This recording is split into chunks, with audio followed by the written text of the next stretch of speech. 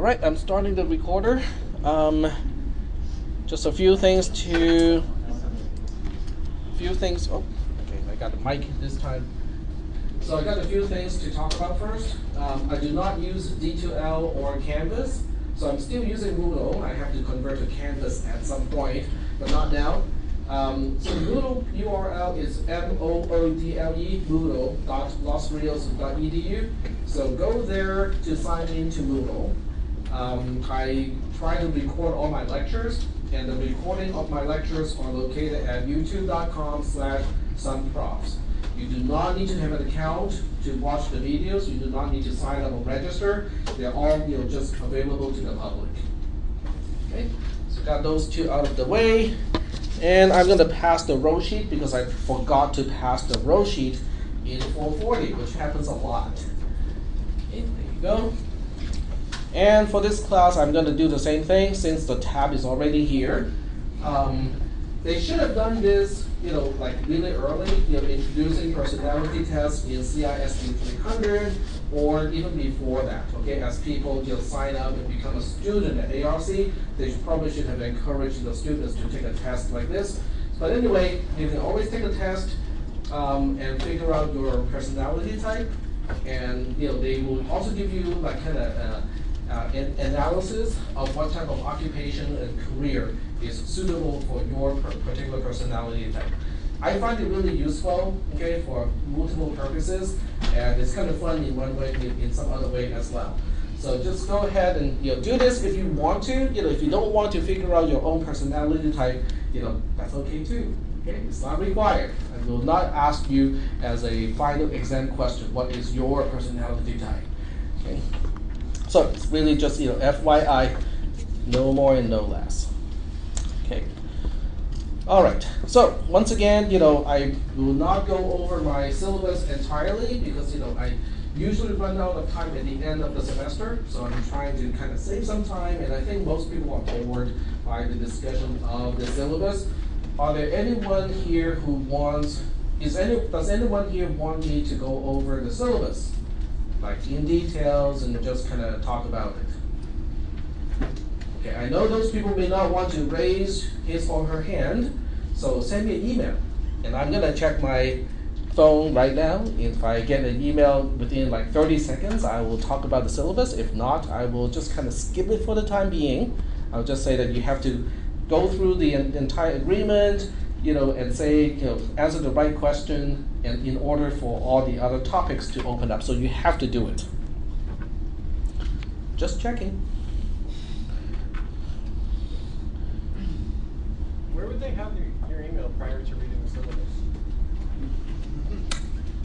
Good question. Chicken and egg, huh? Okay, where's my pen?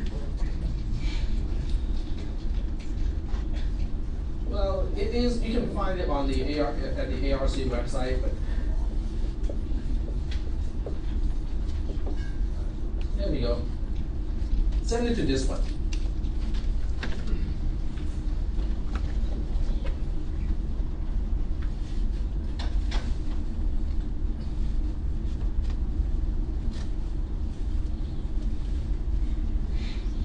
Okay, I'm not getting anything. Okay, I'm guessing nobody is objecting that I do not go over my syllabus in detail. Okay, so even though I'm not going through my syllabus in detail, I will still have to show you what it is and what you have to do. Yep. Actually, I have a semi-syllabus related question. So those of us, I'm trying to remember the schedule. The lab that's after this class is assembly, right?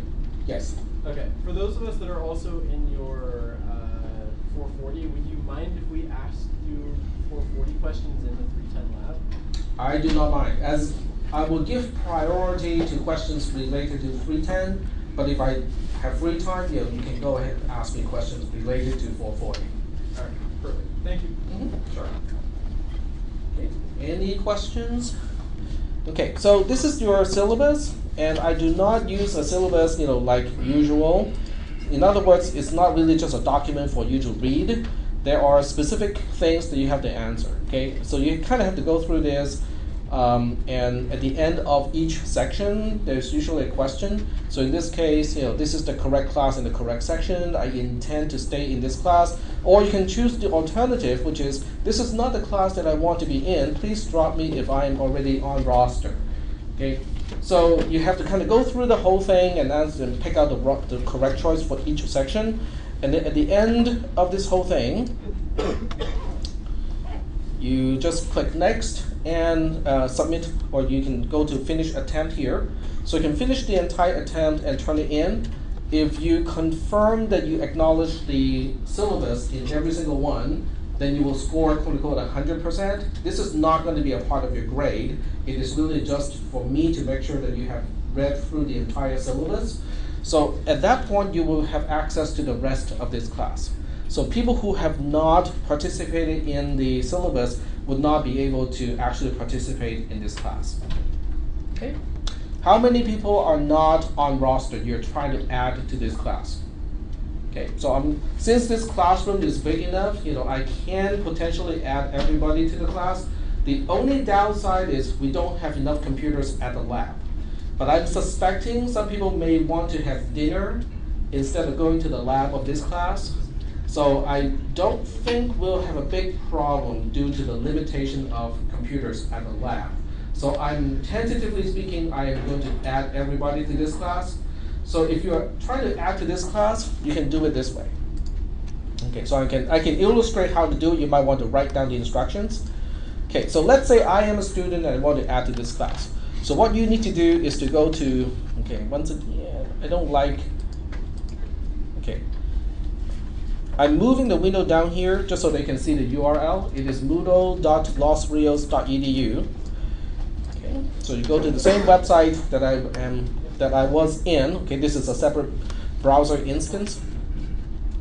And you need to sign in using your W and then 7-digit student ID.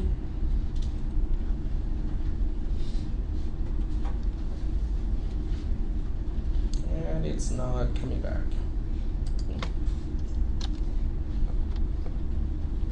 There we go.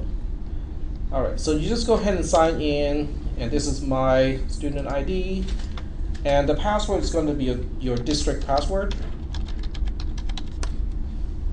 and just log in.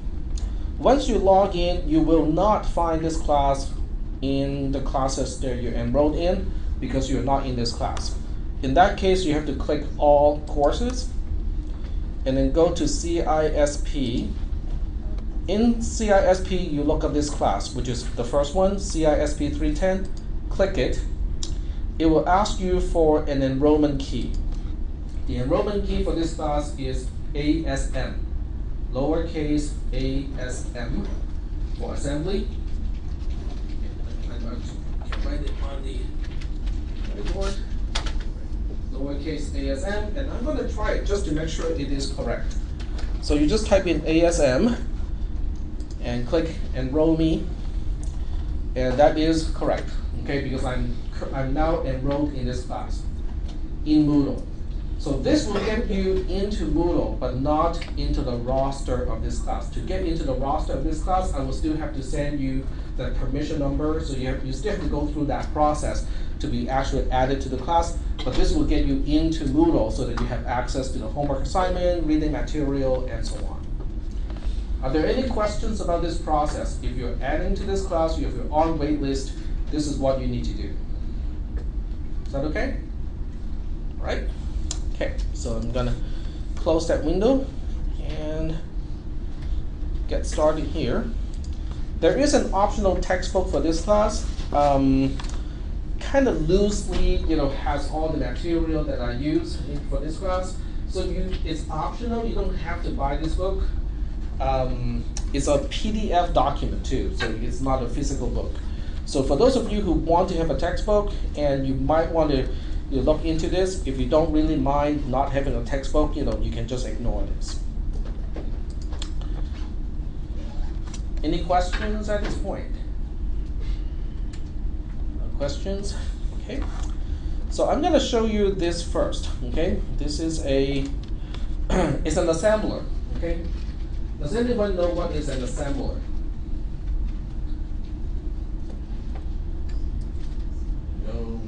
That's why you're in this class, right? Because you want to learn how to do assembly language programming. Okay, does anyone know what is a compiler? Okay, what does a compiler do? I mean, I'm just guessing. The compiler, it convert whatever the code you write into machine language, something like Into that. machine code. Very good. Okay, good job. Okay, so that's exactly what a compiler does. Is it compiles, in your case, C and C++ programs into machine code that the computer can execute. An assembler is really doing exactly the same thing, okay? Except it doesn't deal with C and C++ programs. It deals with assembly language programs, which is kind of low level. It looks like this, okay? This is source code in assembly language, okay? And when I go to the output tab, which is I can look at the RAM file. Okay, so this portion here is actually the machine code. If I turn this spreadsheet or this particular sheet into a text file, it can feed into a simulated processor, and this program can actually run in the simulated processor. So this spreadsheet is doing the job of an assembler. You mean a compiler? Kind of like a compiler, except we don't call it a compiler, okay? So this entire thing is done using a spreadsheet, and it's not any actual spreadsheet either. It is Google Sheet. So this is available to all of you, already at this point. It's on a drive that has a link at the beginning of this class. Let me go to this class here. Share the Google Drive folder. So once you sign into Moodle, you will have a link here. And everything, all the files, all the things that I have done for this class, they're all in this particular folder, including that assembler. It doesn't do any good at this point, okay? So don't try to use it because I have not really talked about how to use it. But that's something that you will do over time in this class, is to write programs in assembly language and put it into this spreadsheet so that it will give you the actual machine code to execute in a simulated processor. Okay? All right. So given that that is eventually something that we are going to do, so let's start from the beginning. A few useful links. This link goes to the folder on my Google Drive where I store all of the useful documents and spreadsheets, so that's kind of important. This is the home page of the simulator that I will use in this class to simulate or to emulate the processor. So we are not going to write code to execute on an actual processor. This is going to be a very simplistic processor. But because it is simplistic enough, we can actually see all the components inside the processor. And that will basically help you understand what is going on inside the processor and gain that level of understanding. Okay? All right. Any questions at this point? Questions? Yep, go ahead. Oh, okay. So the first thing we'll do is to talk about numbers and how we represent number and data. But before we talk about numbers and digits and stuff like that, we're going to click on this slide here. The title is Low-Level Mechanisms and Representation. But this is going to be fun because it has a lot of pictures. This is one of the very few presentations that I actually have pictures. Okay, so here's one picture, and it's a picture of what? A vacuum tube. Why do you think that is important in a class like this? It switches on and off. Okay, so I like that. On off is important. What the first computers used. That's what the first computers use. Okay, and what is the name of the first computer? Well, one of the first. You don't have to name the first. Babbage, I think. Babbage. ENIAC? ENIAC and Babbage. Okay. And how many people watched that movie, The Imitation Game? All right. Did you guys like it? Yeah. I still haven't watched it. I really should watch it. It's on Netflix. It's on Netflix. Okay, very good. So I would do it. I would watch it when my kids are not playing games, because otherwise they would complain. They would just say, "Oh, the lag time, the lag." And when they complain, it's like 120 milliseconds. The frame rate. Look at the frame rate. I cannot play this game. Yep, I really should talk about this stuff to my kids. just so that they appreciate modern day computers. Yeah. Okay, so yes, it is a vacuum tube. Okay, so if you read the text here, vacuum tubes were used in the 20s, not even the 40s. It's before that. They're used in the 20s to make computers, and the Colossus is one of the computers, and the ENIAC is another computer where they use vacuum tubes as components. And then after that, we started to have solid-state electronics in the form of transistors. So these are all transistors. This is a fairly big transistor, probably what we call a power transistor, where it has to switch a large amount of current.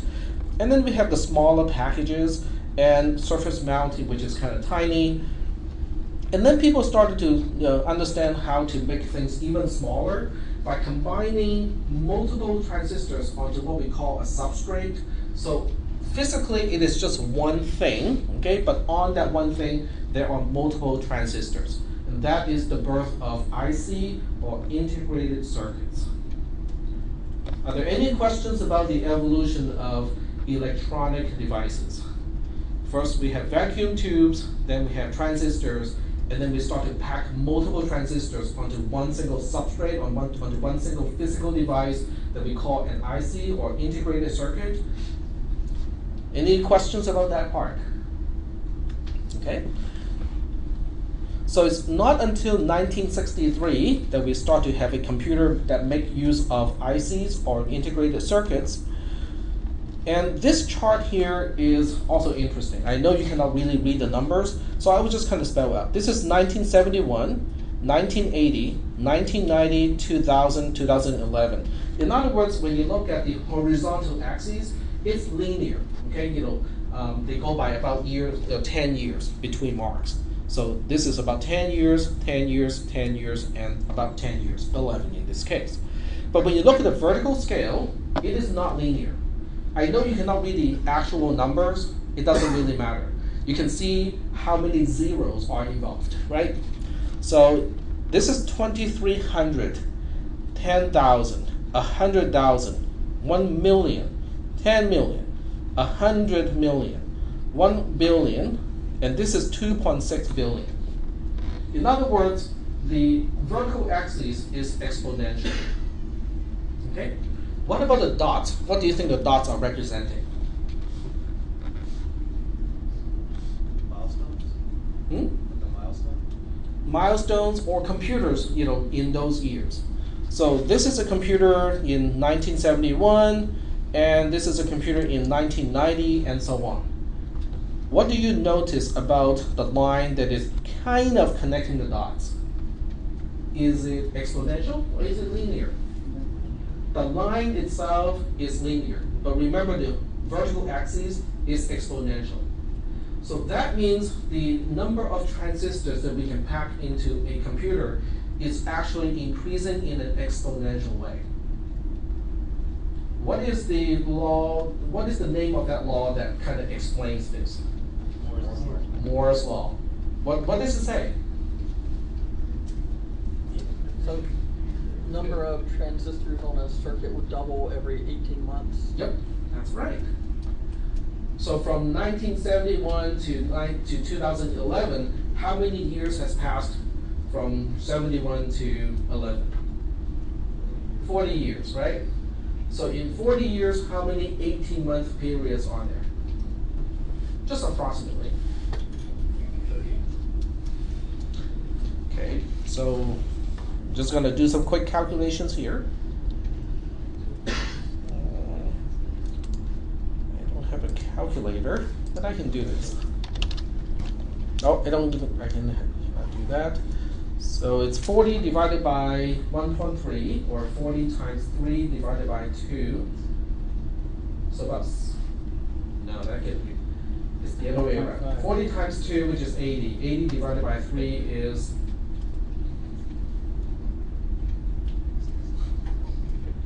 26, 27-ish, okay? Okay, let's say it's 26. What does it mean? If you take a computer from 1971 and then you use the same amount of money to make a computer in 2011, according to Moore's law, how many transistors, what would be the ratio of number of transistors between these two computers? 26? No, it's 2 to the power of 26. Okay, which is a pretty big number. So that's basically where this is why computer science is interesting. It's not because of the programming part, that part really has not changed all that much, but it has to do with the implementation of computers. The density of computers is still increasing according to Moore's law. Okay. How many people have a cell phone that has 4 cores? Who would have thought that we will have quad-core processors in cell phones? I think they're up to 6 cores or 8 cores now. 8 cores. The Motorola Moto G has 8 cores. I think it's an octa-core cell phone. That's really impressive if you think about it. Okay, at the center of a computer, regardless of the technology, what do we have? Valves. Okay, basically they're all based on valves. What does a valve do? It controls flow. Okay, very good.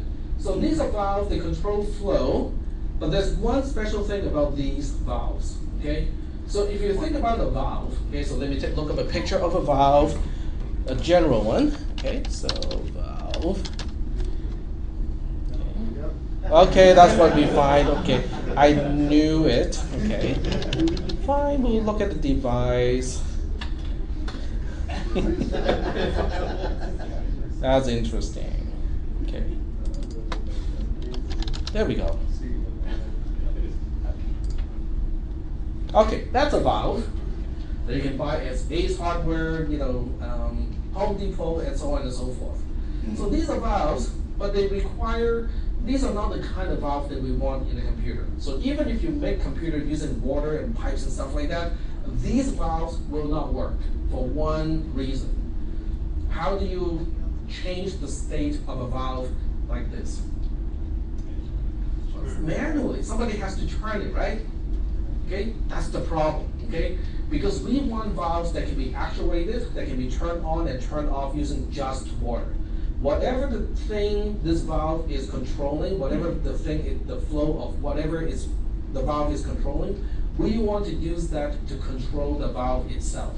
That's how we can use the output of one valve to control another valve, and the output of those valves can control yet another valve, and so on and so forth. Okay? So that's one thing that is common between the devices that we use in computers. So when you look at a vacuum tube and a transistor, the physics behind these two things are completely different. One is based on vacuum and electrons emitting out of in vacuum that goes from a hot plate to another plate that is electrically charged. The other one is based on p-n junction, semiconductors. Okay, so the physics is different, but they are both common in one way. Okay, they're both valves. In other words, they control the flow, in this case, of current. Okay, the flow of electrons. But there's also one more thing that is common. The gate, or the thing that you need to turn on and turn off the valve, is also electricity. So it is a valve that controls electricity, but in return, it is also controlled by electricity. Okay? Are there any questions about this observation? Any questions? Okay. So if there are no questions about this observation, we'll look at the schematic. Okay, like this. This is going to be important because this is also where your first homework assignment is about. So we're going to take a close look at this. All right, so this is a circuitry that consists of 4 transistors. Q1, Q2, Q3, and Q4, those are all transistors. The text also explains a lot of stuff, okay, so I'm just going to not read out the text.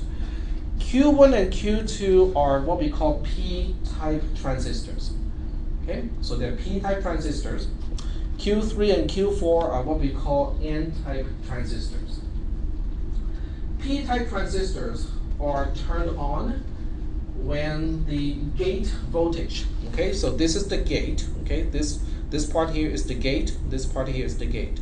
So when the gate voltage is lower than the source voltage, which in this case is this part here, then the valve is turned on. In other words, it is just connecting this end to this end.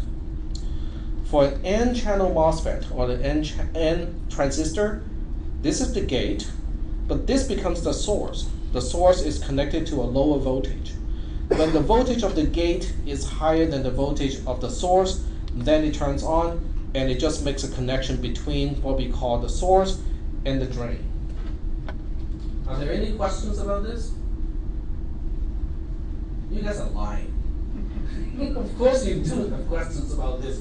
This is not an electronics class. Okay? So what do we do about these concepts? What about simulating it? Okay, so let's go ahead and simulate this stuff here because we want to observe, okay, how does this stuff work? All right, so let's go ahead and do this. All right.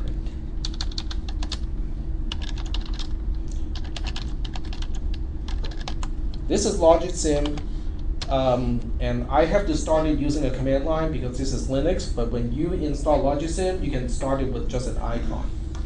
All right, so this is Logic Sim. It looks just like a WYSIWYG type of diagram editor. So it's kind of like just for you to draw pictures, but it's more than that. If you click on the wiring, you will find some of these things here. Okay, so you will find transistors. So let's pick out the transistor and put it here. I can zoom in a little bit just so that we can take a closer look. Okay, so this is a transistor. The arrow is indicating quote-unquote flow. Okay, this is the direction going from source to drain. In other words, this end here, this is our source, this is our drain, this is our gate. Are there any questions about those three terminals? How do we know this is a P versus an N type? There are two ways you can do it. You can look at the type here. When you click on a particular component, the properties of that component will be displayed here. So you can see it is showing you this is a P-type, but you can also tell this is a P-type by the little dot here, okay? So if I duplicate this, if you want to duplicate a component, you just type Control-D after you select it. So you type Control-D, now we have a duplicate. I can now change the duplicate to an N-type, and you can see the N-type does not have that little bubble. Okay, once again, this is a P-type because of the bubble. This is an N-type because there's no bubble. Are there any questions about differentiating a P-type versus an N-type transistor? Yep. What's the difference? The difference is how you turn it on and how you turn it off. Okay, a P-channel MOSFET is turned on when the gate voltage is lower than the source voltage. And then an N-channel MOSFET is exactly the opposite. When the gate voltage is higher than the source, then you turn it on. It becomes a connection. Okay.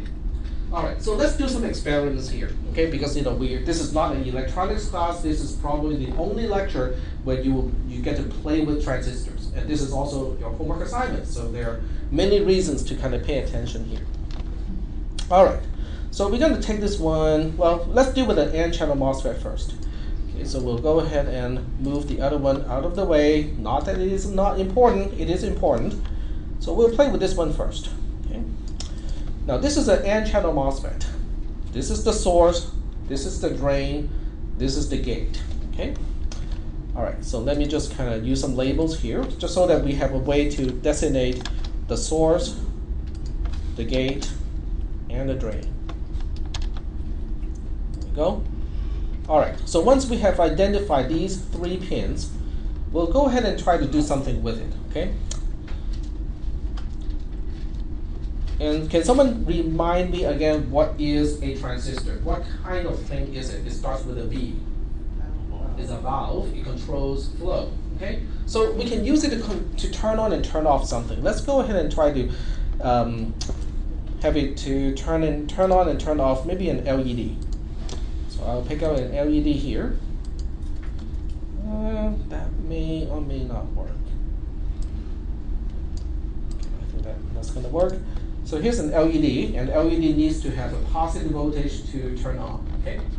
So just for testing purposes, we'll go ahead and test and see if the LED is going to turn on when we hook up a positive voltage. Power is positive voltage. Okay, so this is positive voltage. And to make a connection, you just have to draw the line here. It does turn on. Okay, if I get rid of this line here, get rid of this wire, it turns off because there's no positive voltage feeding the LED. Are we okay so far at this point? How to turn on and turn off an LED? Okay. So this is power, which is a positive voltage. 0 volt is called ground. Okay, it is represented by this symbol. These two symbols are also used in the notes. If you go back to the browser, you can see that, well, this is VCC, which is the arrow pointing up. This is ground, which is the same symbol as in here. This is ground, this is VCC. Okay. Are there any questions at this point? No questions? Okay. All right, so let's go ahead and see if we can use this transistor as a switch so that we can say, okay, we want to turn on and turn off this LED. This is an N-channel MOSFET. The source has to connect to a lower voltage, okay? So the source has to connect to ground. Here we go, okay? And the drain connects to a higher voltage. But you cannot just connect it like this, okay? There's a problem with this kind of circuit. If I connect a circuit like this, what's going to happen when I turn it on? It becomes a short, okay? In other words, it becomes a short circuit. It becomes a very short path between power, which is the positive voltage, and ground. How many people have taken physics, electrical stuff? Okay? What is Ohm's law? What does Ohm's law say? Say that one more time. Our current is proportional to V over R. Very good. Okay. So the V is due to the high voltage of this thing here, right? This is 0 volt, so there's a voltage differential between these two ends. Do I see a resistor here, which is kind of like a zigzag shape? We don't have a resistor here. So in theory, there's no resistance. Or R approaches 0. What happens when R approaches 0? I goes to quote-unquote infinity, right? And what's going to happen? It becomes a Samsung Galaxy S7. It's going to overheat. It's going to explode. Something's going to pop. Okay, so we don't want circuits like that. Okay, so what we want to do is to say, okay, let's put a resistor here. Okay, just so that we have some resistance controlling the flow of electricity. And it doesn't like it like this. Okay, so for a resistor, it wants the pull direction to be 1. Okay, so we have to kind of give it a pull direction. Okay, there we go. So now this is actually, since we have a 1 here, it is also, a positive voltage. But since there's a resistance here, we can now say that, okay, we are limiting the amount of current here. And now we can connect the LED to this point, and it's not lighting up. Okay, so this way it doesn't like it this way. I know. Okay, let's get rid of this and use a output pin here. This is what we call an output pin. An output pin is basically just a pin that reflects the state of that wire. In other words, if this wire has a state of 1, this will reflect that. but it doesn't show that either. I don't want to give away the homework, the solution to the homework assignment. That's why I have difficulty of explaining the terms but not giving you the answer to the homework assignment. So I have to think of another way to explain this. Okay, I'll give you something that's close to the homework assignment but not quite. Okay, so I have to be careful with that. Get rid of that. Get rid of that. Okay. What is this transistor again? P-type or N-type? P-type because it has a bubble. Very good. Okay. So because it's a P-type transistor, what should I hook up to this end, which is the source? Remember, the arrow always go from source to drain. Go to power or higher voltage. Okay, very good. So we'll go ahead and pull up power here and hook it up here. Okay, very good. And just for the purpose of this example, I'm going to connect these two, which is usually not a good idea. Okay, it's not a good idea because if I turn on this transistor, the transistor itself, quote unquote, goes away because there's a connection between here and here. If I turn on this transistor, the same thing happens. Then I have a straight path from power all the way to ground, and it becomes, hot again because now we have a, a short, electrical short. But I will make sure that I don't have an electrical short in this case. I will give a pin here to indicate the state. E means it is not determined, okay? Because right now I have not specified the gate voltages here. So I will have two input pins. This is an input pin, it is a square, and I can connect it here.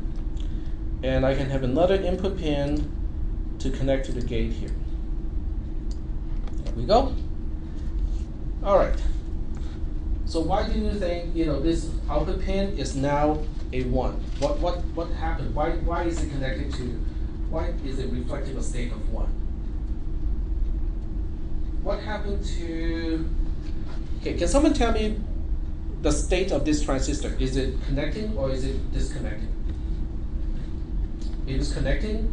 How do you turn on or close the circuit using a P-channel transistor? Sorry? Power on the left and low voltage on the right.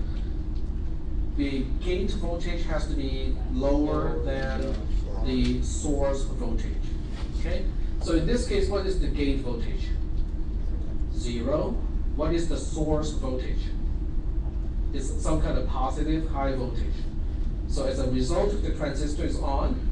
What happens when the transistor is on? Remember, it's a valve. It connects, right? So the source and drain becomes connected, just like the way it is right now. So that's why the high voltage, which is going from here, is going through the transistor because the transistor is now shorting, it is now closed, and that voltage is now sensed by the output pin. Is that okay? Okay, so let's change the state of this thing. You can change the state of the pins by using this tool here. Okay, so switch to this tool, and now we can flip this pin to a 1.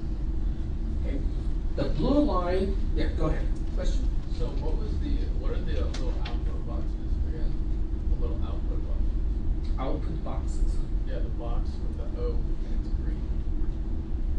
Like the 0. Oh, you mean the dark green one? Yeah, you place those two boxes on the gate. Yeah, these are the input pins. They're input pins. This is an output pin.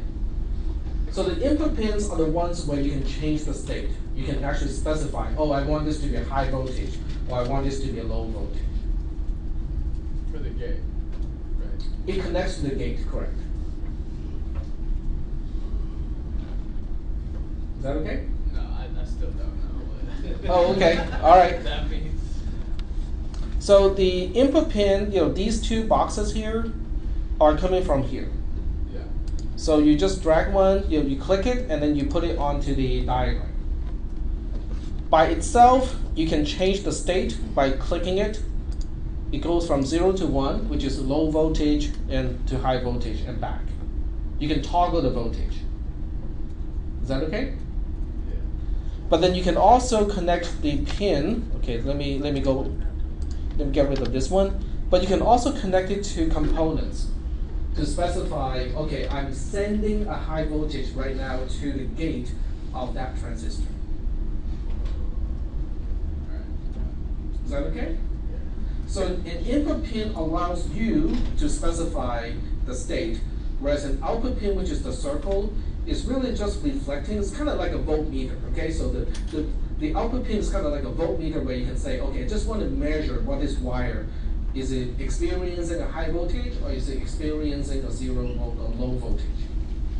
Is that okay? Yeah. Okay. So right now it is an X because it is not connecting to power. It is also not connecting to ground. Is that making any sense? Because in order for P transistor to turn on, what is the requirement? The gate has to be at a lower voltage compared to the source. Okay? So right now they're at the same voltage. So the P transistor is off. What happens when the transistor is off? It disconnects. Okay, so the drain and the source are no longer connected.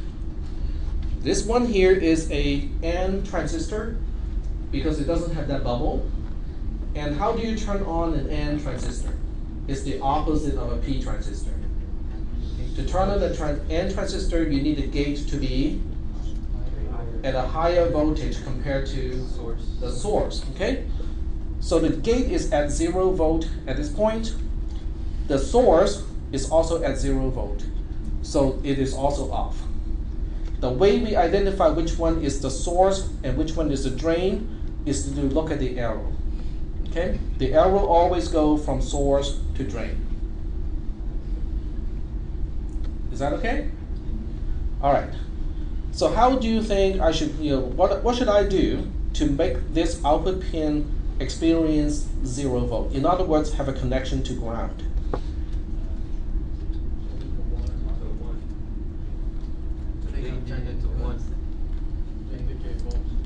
We have to change the gate of the P or the N. This is N to 1. So now it connects to ground. Is that okay? Making any sense at all? Okay. So I have a way to control it now, right? I can say this is not determined because nothing is connected. This pin is not connected to power or ground. I can make it connect to power. I can make it connect to ground. I can make it connect to both, which is not good. How do I know it's not good? The red, exactly. Because now there are different names to call this. It's a short circuit. It's a Galaxy S4. It's also known as a crowbar. Okay, in the electrical sense, this is not good. It's kind of like going to an outlet and you just use a wire to connect both terminals.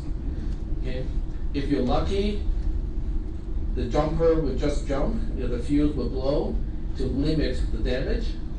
If there's no fuse, what's going to happen? Something's going to light up. Okay? So this is not a good state. You don't want a crowbar. Okay?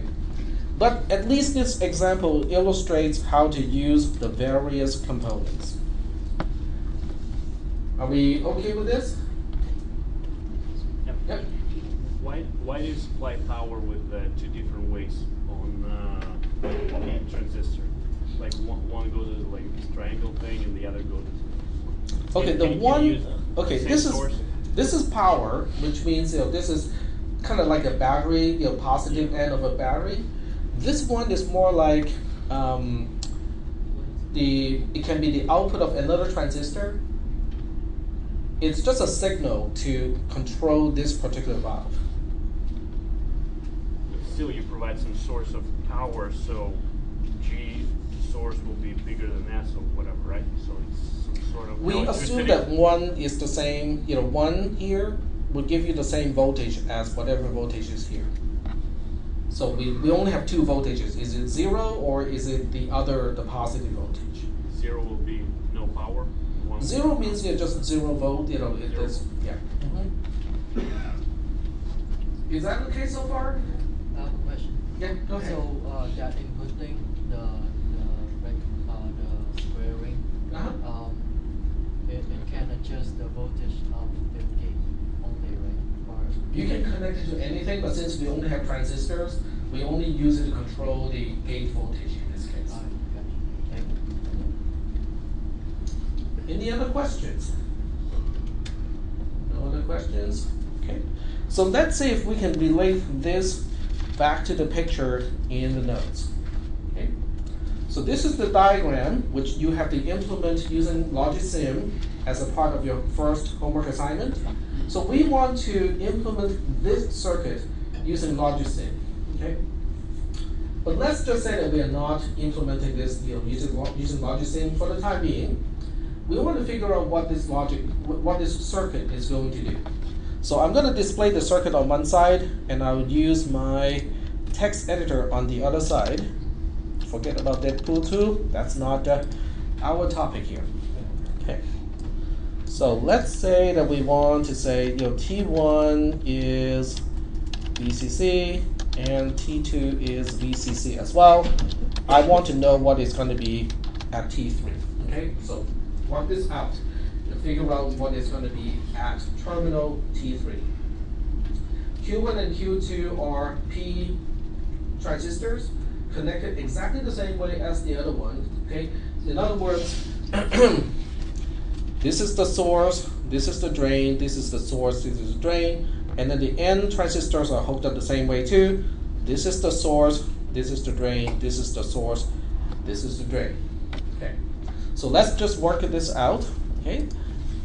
T1 is connected to two gates, to two transistors. T1 is connected to the gate of Q1. T1 is also connected to the gate of Q3. Okay, so let's work out in this case what's going to be the state of Q1. So can someone tell me whether Q1 is going to be on or off in this case? Q1 is a P transistor. Yeah, go ahead. On. Q1 is going to be off because it's a P transistor. So when the gate voltage, which is determined by T1 in this case, is the same as source, which is VCC, it is off. Okay? So we know that Q1 is off. What about question? I heard yeah, go ahead. How do we know the gate voltage? The gate voltage? Yeah. I just, make an assumption here. So this is the same thing as clicking the input pin, except, I don't have pins to click in this static picture. Okay.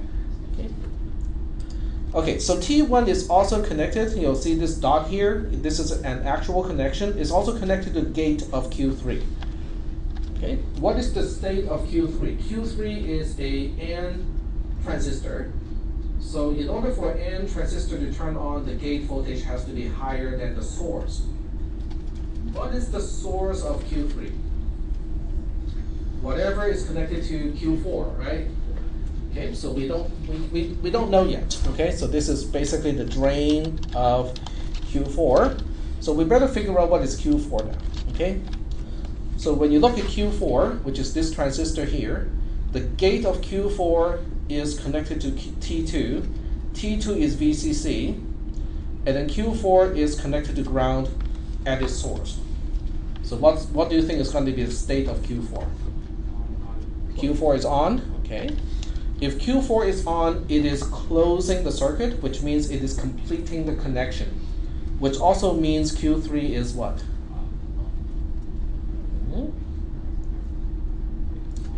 Q3 is going to be on in this case. Because when Q4 is on, okay, I need to turn off the microphone because otherwise the feedback is going to be bad. Okay, so Q4 is on because T2 is a high voltage, okay, which is the gate. The source is at a low voltage. So Q4 is on, which means it is making a connection. So this connection is completed. Is that okay? Which also means this wire is also experiencing the same thing as ground because this is now connected. When this wire is also connected to ground, this gate voltage is also high, which means Q3 is also on. Which also means this is also experiencing a ground or low voltage. Yep. Oh, so it doesn't connect whatever is coming from the gate then, right? The gate just tells it whether to turn on or turn off. It Right. doesn't actually make the connection to the... That is correct. Yeah. The gate is really the control voltage. It's only for steering. Okay. Yeah. So if you think about the gate as a steering wheel, if the car ignition is off, you can turn all you want. It doesn't go anywhere. The source is the power. That's the actual thing that you're controlling.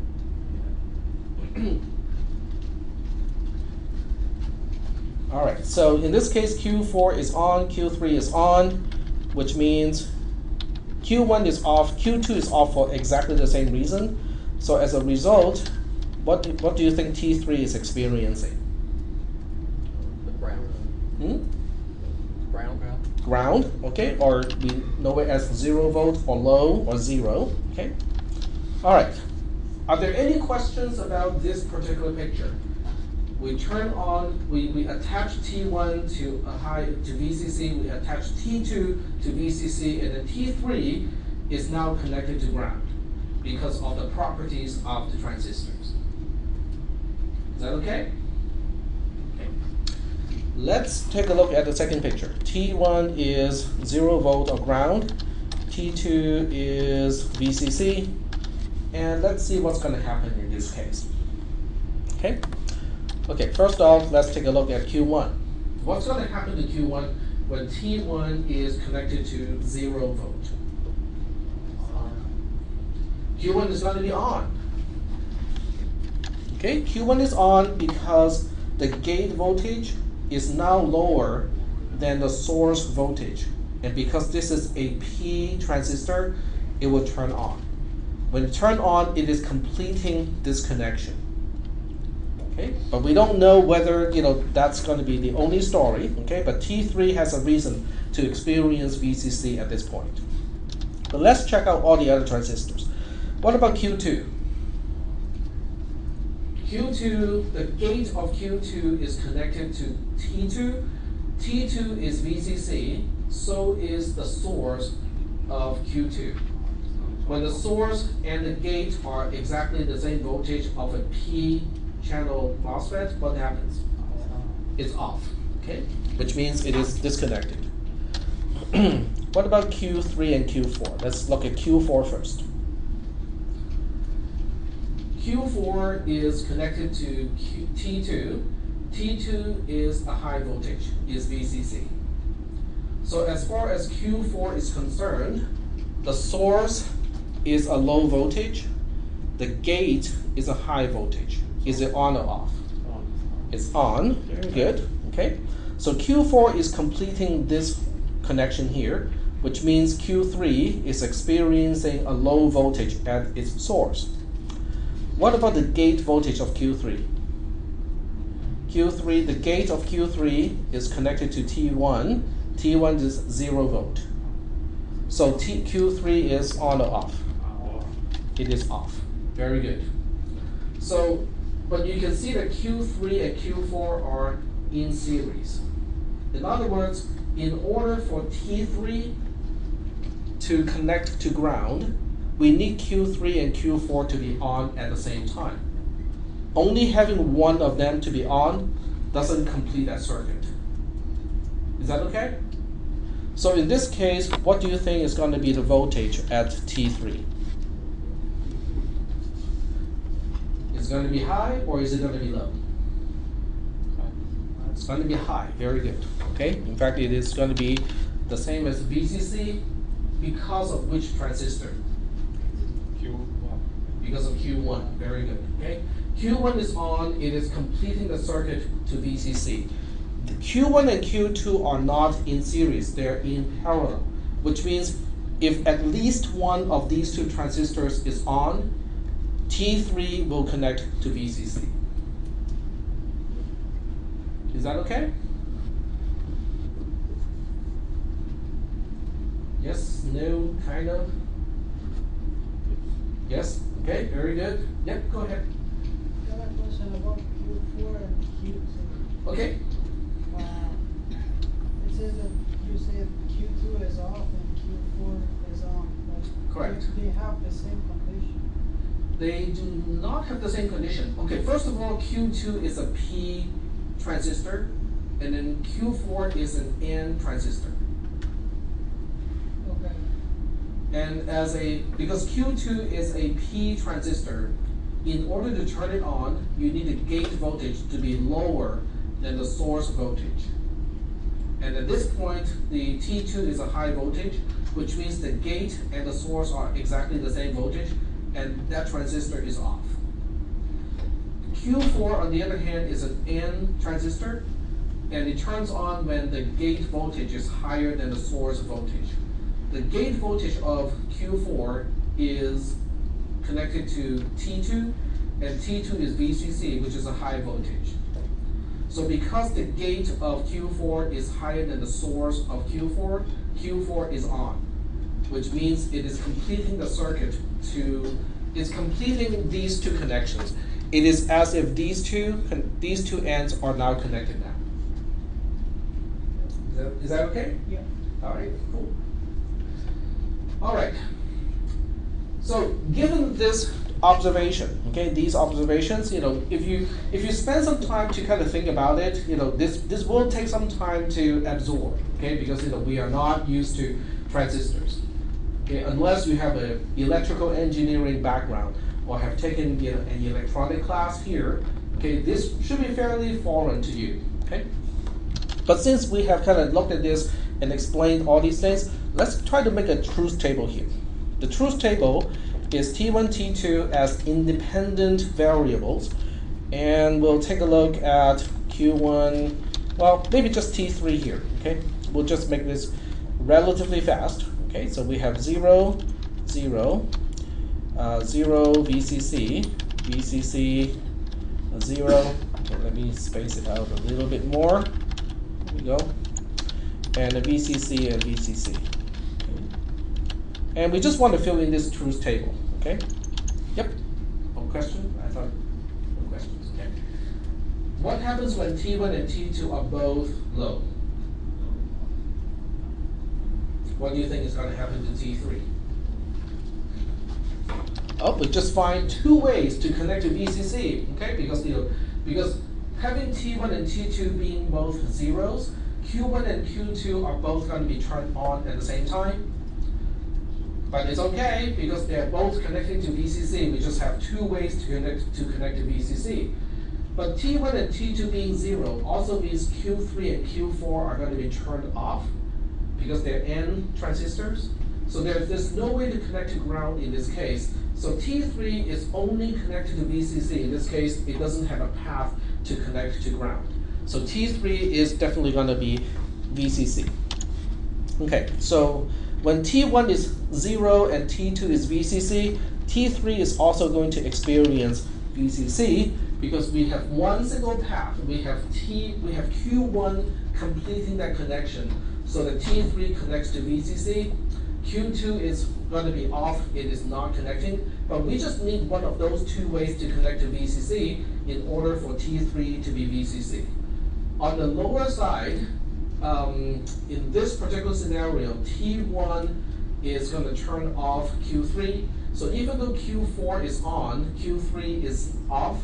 So we need Q3 and Q4 both to be on in order to connect to ground. Since one of them is not connecting, we're not connecting to ground at all. So we have one connection to VCC, no way to connect to ground, and that's why T3 is also connected to VCC. This is basically about the same thing. So T3 is also connected to VCC. This time we have a 0 because having VCC connected to the gates of Q1 and Q2 will turn off those transistors because they are P transistors. But having VCC connected to the gates of Q3 and Q4 being N transistors will turn on both Q3 and Q4 at the same time. So now we have a path from T3 through Q3 through Q4 to ground. And as a result, T3 is now connected to ground, which will experience a low or zero volt. Is that okay or not? Sort of, okay. Now this is your homework assignment, and I know this is new to many of you, and that's why we have a lab session. So that when you do this homework assignment, you can ask me questions, I can come over, take a look at your diagram, and check to see if anything is wrong, and I can give you some suggestions. Okay? All right. But the most important part here is, what if I look at these things as, okay, what if I look at VCC as just 1? Okay, so logically, this is really just true or 1. So let's see what happens with this truth table here. An operation is that. It's almost AND, but not quite. NAND. Yep. Okay, so now we have a truth table, right? T1, T2 are independent variables, and T3 is the result of the operation. Okay? And you go like, it seems like we know this, but we don't really know it. Because we don't have what if we're dealing with AND? Okay, so let's just take a look at AND here. So we'll add one more here and say what is T1 and T2. Okay, if it's just an AND, what do we get when we have 0 and 0? 0, 0 and 1, 0, 1 and 0, and 1 and 1 is, ooh, almost. Except it's the opposite, right? Okay, I think we can hide the picture a little bit here. What if we put a not in front of that? We get we're just flipping all the zeros to ones and all the ones to zeros, right? So this becomes a 1, that becomes a 1, that becomes a 1, that becomes a 0. Wait, hold on a second. This column is now the same thing as this column here. Okay, so now go back to your cisp310. Is there an operator in C and C++ that will give you this column? A single operator? The answer is no. There's no single operator that can do this, because the best you can do in C and C++ is to say, well, it's a not here and a logical AND here, right? You know that, right? You know these operators. So in logic, instead of saying this is the negation of a conjunction, or this is the not of an AND, which is kind of cumbersome, we call this a NAND. N-A-N-D. It's the negation of an AND. In this particular case, I call this a NAND 2 because it is using 2 inputs.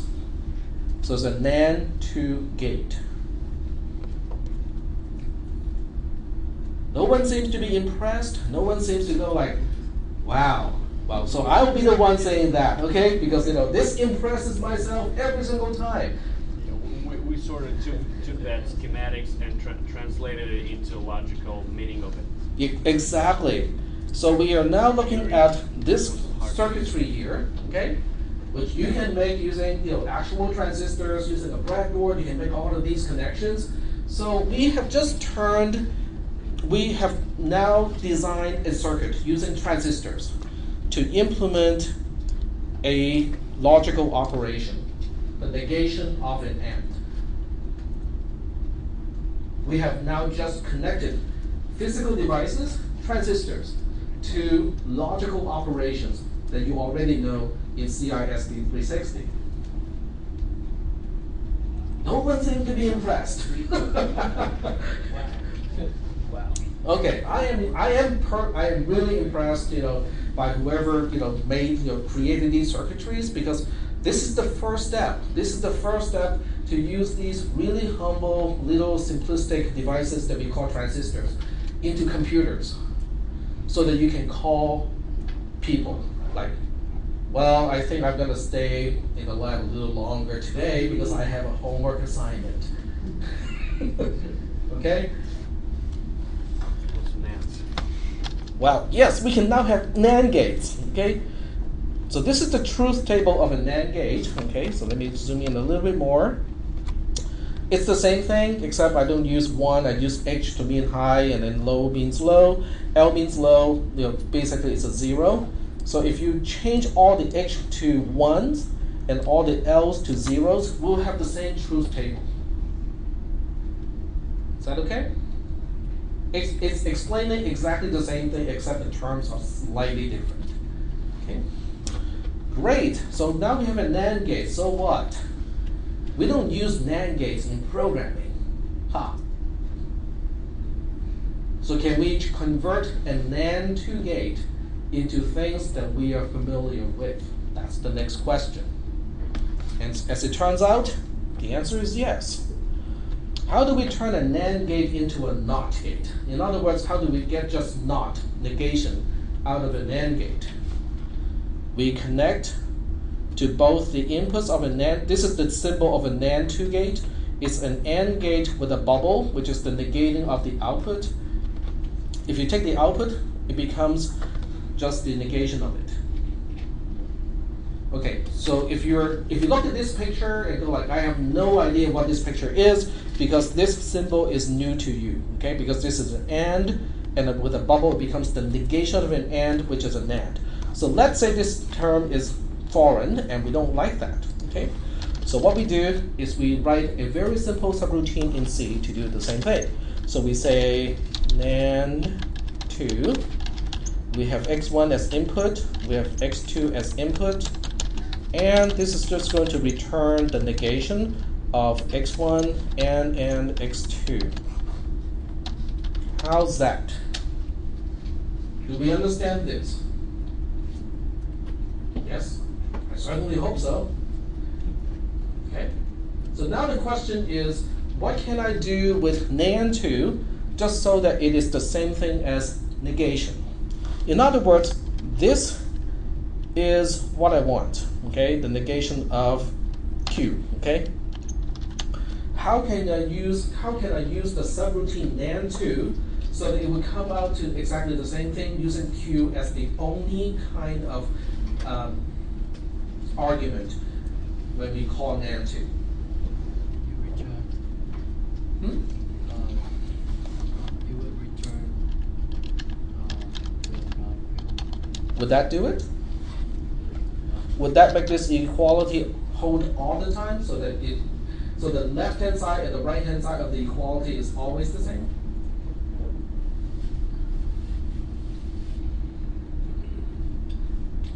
It would. Because if Q is exactly the same thing, I'm passing the same argument twice to x1 and x2, what's going to happen to this expression here?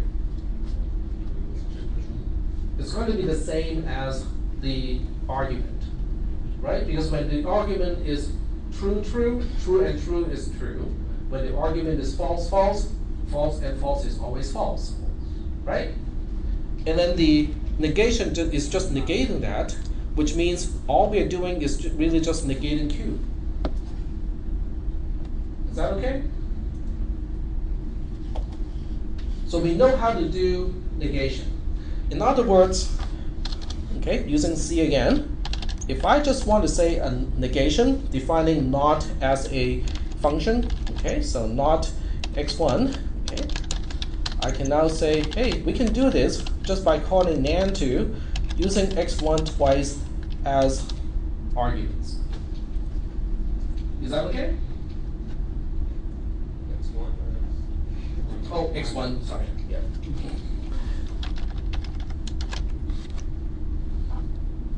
Is that okay? All right. What if I want to implement regular AND, but not using ampersand, ampersand, okay? So I want to implement normal AND or conjunction, having x1, x2 as inputs. Given these things that I have already defined, what can I do? Wait, hold on a second here. NAND means what again? Not AND. Not.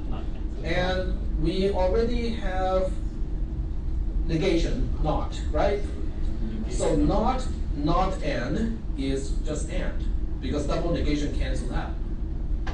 Is that making any sense? So that means, hey, I can just do this.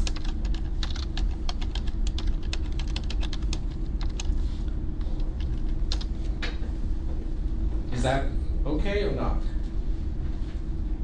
Because NAND itself is not AND. Since I have not also, not AND is just AND. Okay, last one, OR. How do we deal with OR when you can only negate and do AND? So this is the last function, okay, not x1, x2.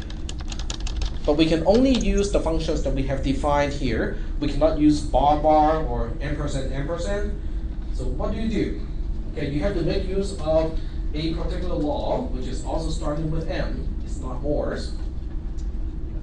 Well, actually, it starts with D. Sorry, I take it back. De Morgan's law. De Morgan's law. Very good. Okay, so can someone remind me what is De Morgan's law? Not and will give you or. Okay. Okay, so I'll just I'll define it here. Okay, De Morgan's law. Okay, so De Morgan's law says, well, there are two versions of that.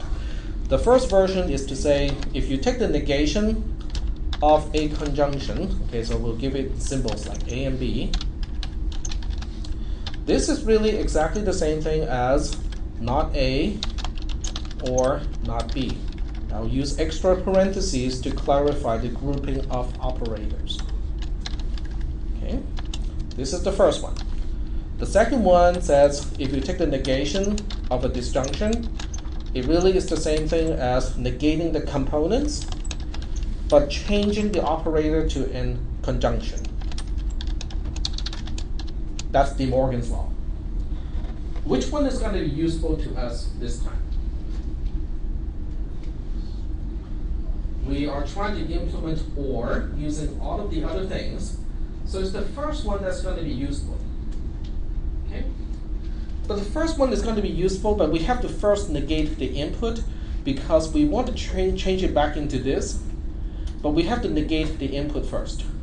Because when you look at what we are supplying to the regular AND, or NAND in this case, it is negating the input. So when we scroll back here, okay, how do we do this?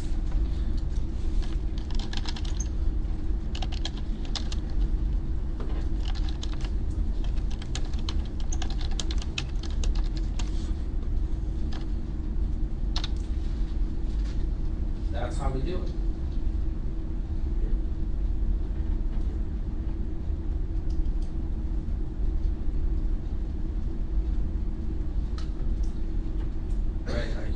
I can sense the silence of this class.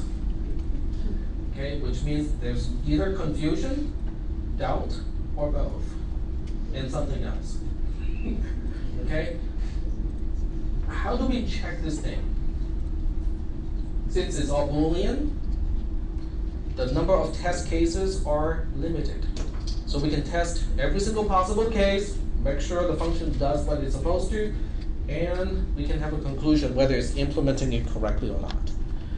Okay, so we'll check with the first one first. Okay, so we'll check with this one and say, okay, if we have x1, x2, and this is NAND 2, x1, x2, 0, 1, what would be the output of NAND 2 when x1 is 0 and x2 is 1? 0 and 1 is a 0, not 0 is a 1. 1, 0, same way is because it's symmetric. 0, 0, it's going to be a 1 because 0 and 0 is a 0, but the negation of that is going to be a 1. 1, 1 is going to be a 0. So we know the truth table of the NAND2 function is correct because it is negated in conjunction. From that, we can look at this, okay? And we say, okay, x1 is the independent variable. what is NAND2 of x1, x1? Okay, x1 can be 0. When x1 is 0, we are putting 0, 0 into NAND2, and according to this truth table, it will give me a 1. Okay, so here's a 1. And what if x1 is 1? If x1 is 1, we are passing x1, 1 to NAND2. According to this truth table, if you pass 1, 1 to NAND2, it will return a value of 0. Okay. So according to this function, the NOT function, is working correctly. It is just negating. Is that okay? So I'm going through all of my functions just to double check whether they work or not. Okay. Okay, so let's deal with this and here. Okay, so we have x1, x2 as independent variables. Then we have not NAND x2, y2, x1, y1.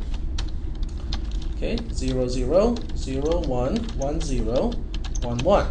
Okay, so we use the truth table and say, okay, if we pass 0, 0 to NAND, it will give us a 1.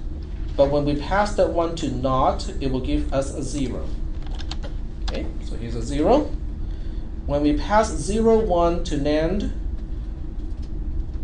it will give us a 1 as a result.